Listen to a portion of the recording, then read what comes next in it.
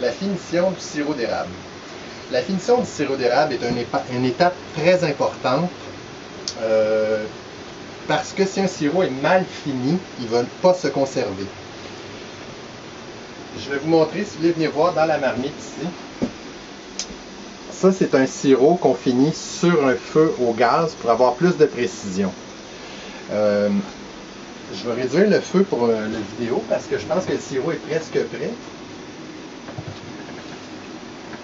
Pour avoir beaucoup de précision, ça prend un thermomètre. Le thermomètre à colonne comme ça n'est pas très précis.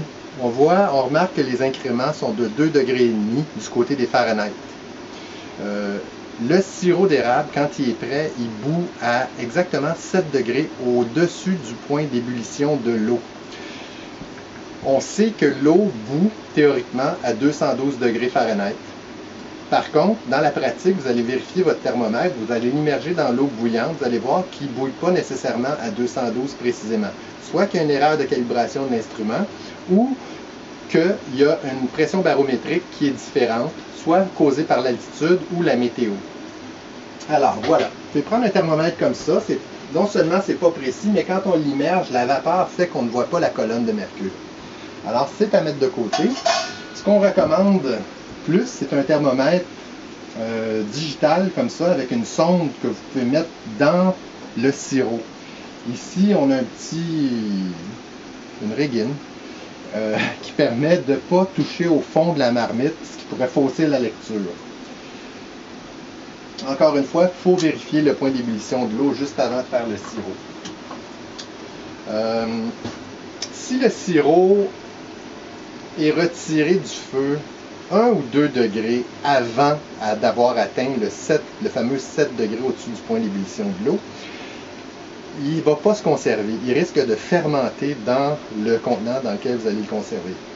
Si vous bouillez trop, vous allez au-dessus du 7 degrés, vous allez à 8 degrés ou 9 degrés, le sirop va se cristalliser.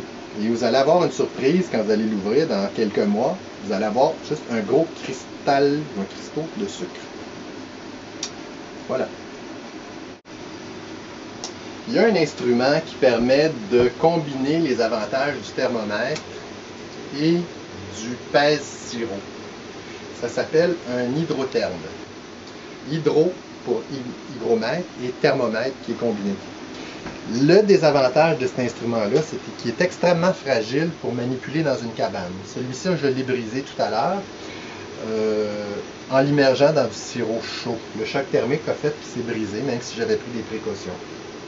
Si vous voulez voir l'instrument ici, son avantage, c'est qu'il n'y a pas de numéro sur la graduation. Il y a juste une colonne de mercure. Quand on l'immerge dans un gobelet, ce qu'on veut, c'est que le sirop, c'est que l'instrument flotte à la hauteur de la colonne de mercure qui est ici. À ce moment-là, le sirop est prêt. S'il flotte trop haut, c'est que c'est pas assez bouilli. S'il flotte trop bas, c'est que c'est trop bouilli.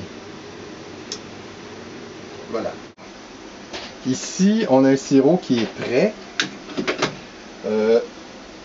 Il se met à mousser comme ça.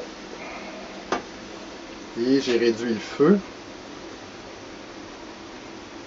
On peut aussi, avec l'expérience, regarder la goutte qui va couler sur une cuillère et puis juger du sirop.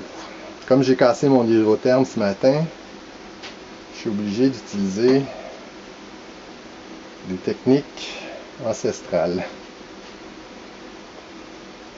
J'ai l'impression que c'est pas tout à fait assez bouilli. On voudrait qu'il y ait 3 gouttes qui se forment et qui restent sur la cuillère.